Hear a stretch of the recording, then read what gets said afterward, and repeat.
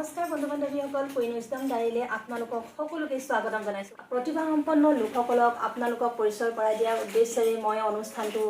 আৰম্ভ কৰিছোঁ। ইয়াৰ আগতেও মই দুটা অনুষ্ঠান আপোনালোকলৈ আগবঢ়াইছোঁ। যদি আপোনালোকে নাই চোৱা নিশ্চয়কৈ চাব,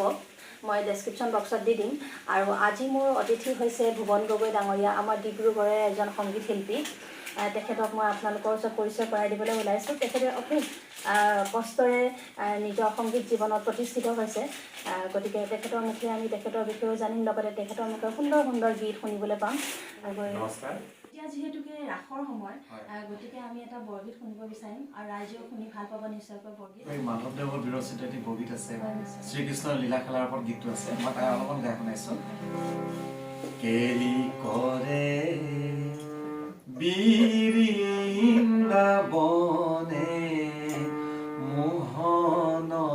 গোপাল, খেলে সংগে ৰংগে ধংগে ব্ৰজে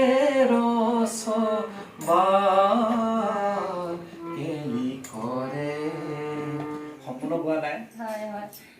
আমি আৰু শুনি থাকিম গীত। তেখেতৰ পৰিয়ালৰ সাহিত্য তৰফৰ পৰা সম্বৰ্ধনা জনাইছে আৰু বিভিন্ন ধৰণৰ অনুষ্ঠান তেখেতক সম্বৰ্ধনা জনাইছে। যিহেতু আঘোণ মাহ, বৰ্তমান সময়টো বৰ ধুনীয়া সময় আচলতে। গাঁৱৰ ঘূৰে গ'লে দেখিব ধান কাটিছে। সেই আঘোণৰ ওপৰতে এটি গীত ৰচনা কৰা হৈছিলে। আচলতে সেই গীতটো মোৰ বাইদেউৰ এগৰাকী চিটি কলেজৰ প্ৰফেচাৰ আৰু তেখেত ভাইচ প্ৰিন্সিপাল হয়, ডক্টৰ মানসী গগৈ বৰুৱা বাইদেউ। তেওঁ লিখিছিলে, মই ভুল কৰিছিলোঁ। গীতটো ইতিমধ্যে আমাৰ মুক্তিও পাইছে।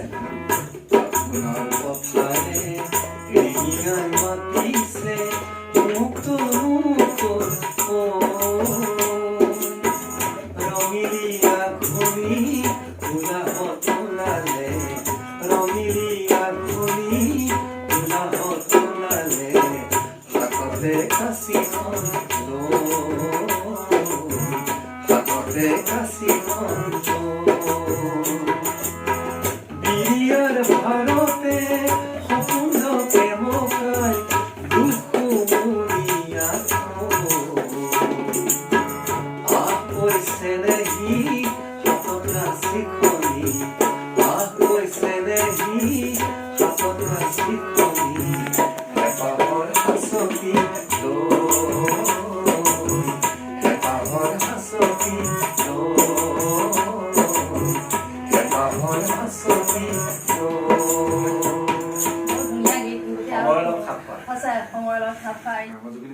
মানে গানবিলাক শুনি খুব ভাল পাওঁ। কিন্তু ঘটনাটো হৈছে এনেকুৱা ধৰণৰ, তেখেতে কেইজনমান খুব গণ্য জনপ্ৰিয় মানে পুৰণি গীতিকাৰ গান গাইছে। আৰু তেখেতে কণ্ঠত গোৱা এনেকুৱা বহু গীত আছে। মই তাৰে এটি গীত মই গাব বিচাৰিছোঁ। এই গীতটো শ্ৰদ্ধাৰ সাহিত্যিক নৱকান্ত বৰুৱা তেখেতে লিখিছে। সুৰটো অসমৰ স্বনামধন্য শিল্পী ডক্টৰ ভূপেন হাজৰিকাই কৰিছিলে, ভূপেন হাজৰিকাদেৱে গাইছিলে। সেই গীতটোত পিছৰ পৰ্যায়ত এতিয়া বৰ্তমান সাৰ্থক জুবিন গাৰ্গদেৱে তেখেতে বৰ সুন্দৰকৈ উপস্থাপন কৰিছিলে। মই গানটো কিবা এটা ভাল লাগে, মই অলপ গাইছোঁ।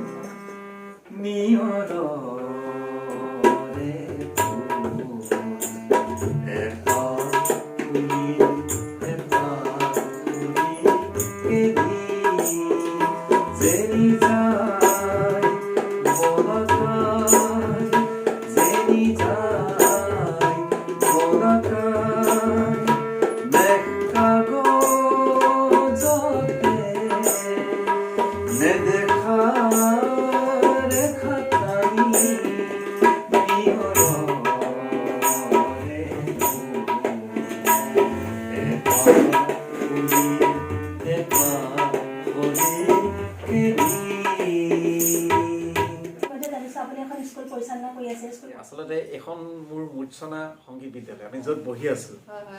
আমি স্কুলৰ ভিতৰতে আচলতে কৰি আছো এতিয়া ৰেকৰ্ডিং। আৰু দেওবাৰে মানে বহুখিনি ল'ৰা ছোৱালী ইয়াত গান শিকিবলৈ আহে। এনেইতো ক'ব গ'লে আচলতে ডিব্ৰুগড়তো মোৰ বহুত মানে 500-600 মান ষ্টুডেণ্ট আছে। ইয়াত 500 মান দেখিছেনে বাৰু? ইয়াৰ তত্ত্বাৱধানত তাৰমানে মই ডিব্ৰুগড়ৰ বিভিন্ন ঠাইত গানৰ প্ৰশিক্ষণ দিওঁ। আৰু মানে বহুখিনি ছাত্ৰ ছাত্ৰী ইয়াতো জ্যোতি সংগীত আৰু আভা সংগীতৰ কৰ্মশালা কৰে। জ্যোতি সংগীতৰ মই অসম চৰকাৰৰ স্বীকৃতিপ্ৰাপ্ত শিক্ষক হয়। লগতে বিষ্ণুৰাভা গীতো শিকাওঁ, পাৰ্বতী প্ৰসাদ বৰুৱাৰ গীতো শিকাওঁ। আপুনি কোনোবাই যদি আপোনাৰ পৰা অনলাইন শিকিব বিচাৰে তেতিয়া শিকিব পাৰে নাই? মানে যোগাযোগ কৰিব পাৰিব নাই? পাৰোঁ মই আচলতে মানে এতিয়া এই মাৰ্চ মাহৰ পৰা যিটো মানে কৰোণা ভাইৰাছৰ কাৰণে লকডাউন দিছিলে যে মই গুগল মিটৰ জৰিয়তে মানে অনলাইনতে মই ক্লাছ কৰি আছোঁ এতিয়াও প্ৰায় কৰি আছোঁ স্কুলবোৰ খোলা হোৱাই নাই 2-এখন স্কুল খুলিছোঁ বাকীবিলাক মানে মই গুগল মিটত অনলাইনত ক্লাছ কৰিছোঁ তেন্তে কেনেকৈ তেখেতৰ লগত মানে কণ্টেক্ট কৰিব লাগে মই সেইখিনি ডেছক্ৰিপশ্যন বক্সত লিখি দিম কোনোবাই যদি বিচাৰে তেন্তে নিশ্চয়কৈ শিকিব পাৰিব তেখেতৰ পৰা এই দুজন মোৰ মানে ছাত্ৰ হয় এই ত্ৰিদীপ দেউৰী ৰোনাল্ড দাস আচলতে ত্ৰিদীপ দেউৰী ৰোনাল্ড বিহুৱা আমি তেন্তে বিহু শুনিম অনুষ্ঠানৰ শেষৰ ফালে আমি বিহু নিশ্চয়কৈ শুনিম আপোনাৰ দুটা গীত খুবেই জনপ্ৰিয় হৈছে মই জনাত এটা খুব ধুনীয়া গান আছে আচলতে সেই গীতটো মই লিখি নিজে সুৰ কৰা গান হয় আজিৰ পৰা প্ৰায় 15 বছৰমান আগত গানটো লিখি সুৰ কৰাৰ পাছত শান্তনা বৰুৱা বাইদেউ কপিল কুজি গায়িকা এটা চিডি নাছিল বাইদেউ সেই গানটো উৰণীয়া মৌ নামৰ কেছেটখনত গাইছিলে সেই গীতটো মই সেই গীতটো এখন গাই শুনাইছো শৰতৰ ওপৰত আছে গীতটো ধাননি পথাৰত উমলিৰ সুবাসত ধাননি পথাৰত উমলিৰ সুবাসত টুকটুকিয়ৰ মুকুতাৰ মালা এয়াই শৰতৰে ধেমালি এয়াই শৰতৰে ধেমালি চিনাকি চিনাকি সুৰেদি আহে ভাহি শৰত সন্ধিয়া কোনে বজাই চিপুমাহি এমজীয়া ধাৰণি শৰতৰ সবিলাসী উলাহতে নাচে শালি গুজালি উলাহতে নাচে শালি গুজালি উলাহতে নাচে শালি গুজালি উকিল কণ্ঠী গায়িকা সংগীতা বৰঠাকুৰ বাইদেৱে এটা গীত গাইছিলে গীতটো অতি জনপ্ৰিয় হৈছে গোটেই অসমত গীতটো মই যেতিয়া লিখিছিলোঁ মোৰ লগত গীতটোত কেইটামান শব্দ সংযোজন ঘটাইছিলে মোৰ ককাইদেউ স্বৰূপ সন্তোষ দত্ত ডাঙৰীয়াই সুৰটো মই মেঘমালা ৰাগৰ ওপৰত কৰিছিলোঁ আৰু ৰাগৰ ওপৰত যেতিয়া সুৰ কৰিছিলোঁ তেতিয়া মোৰ গুৰু ইন্দ্ৰ কোঁৱৰ যথেষ্টখিনি সহায় কৰিছিলে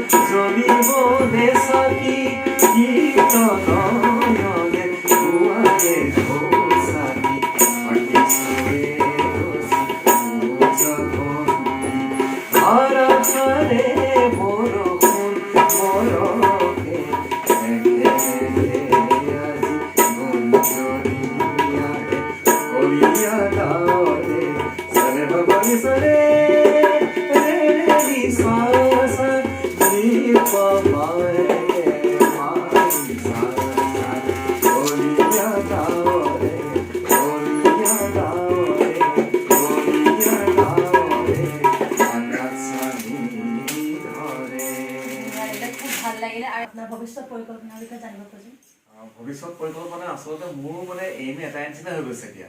মই নিজে গান গাই পপুলাৰ বা জনপ্ৰিয়তা অৰ্জন কৰাতকো মানে মই আচলতে যিটো শিক্ষক মানে সংগীতৰ শিক্ষক এই ছাত্ৰ-ছাত্ৰীসকলক তাৰমানে আপুনিতো ছাত্ৰ-ছাত্ৰীক লৈ বিভিন্ন ধৰণৰ কেছেটো উলিয়াইছে মই এটা সময়ত মানে কেইবাখনো মানে ছবিৰ কেছেট উলিয়াইছিলো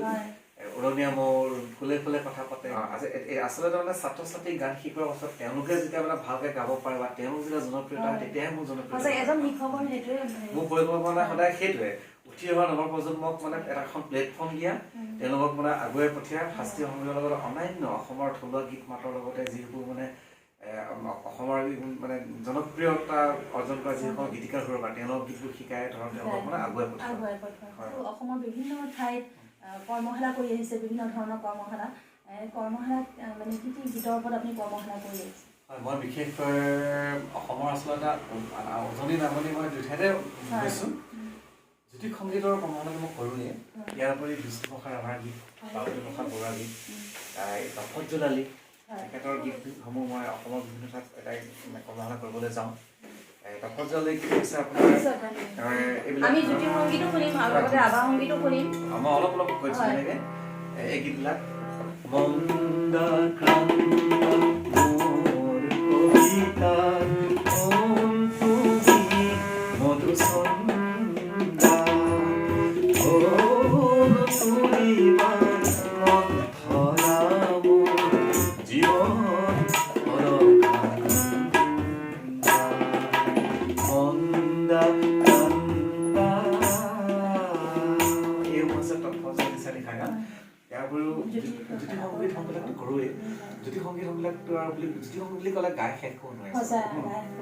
আচলতে কি জ্যোতিপ্ৰসাদ আগৰৱালা অসমৰ যিবোৰ থলুৱা সুৰৰ ওপৰত গীত ৰচনা কৰি থলুৱা সুৰৰ আধাৰতে তেখেতে সুৰ আৰোপ কৰিছে বহু সমূহ গীত আৰু এই গীতবোৰ স্বৰলিপি কৰা হৈছে থলুৱা সুৰ মানে গীত আমি ক'ব পাৰোঁ যে চাপোজ যদি আমাৰ ধৰক নিচুকনি গীত আমাৰে মইনা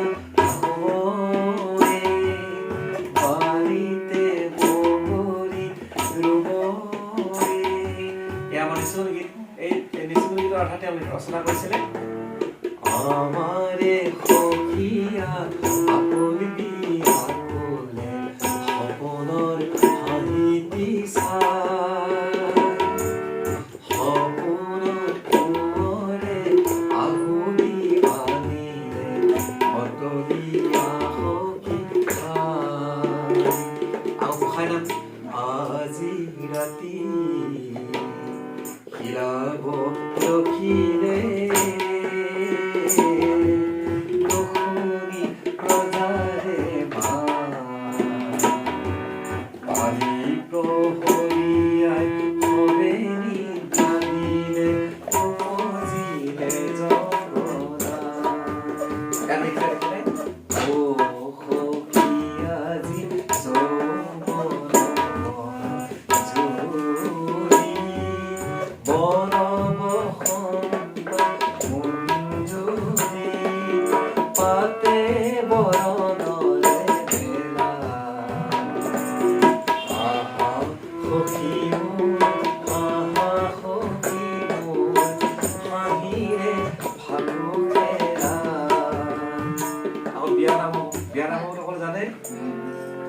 লাই হালে জালে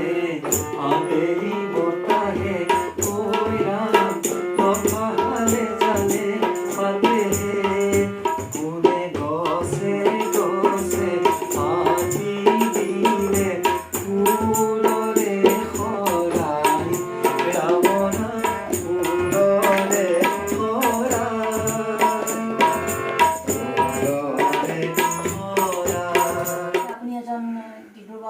কেন্দ্ৰৰ শিল্পী হয় বিহু গীতৰ গতিকে আমি এতিয়া অনুষ্ঠানৰ শেষৰ ফালে আহিছোঁ আৰু বিহু গীত শুনিব বিচাৰিম আপোনাৰ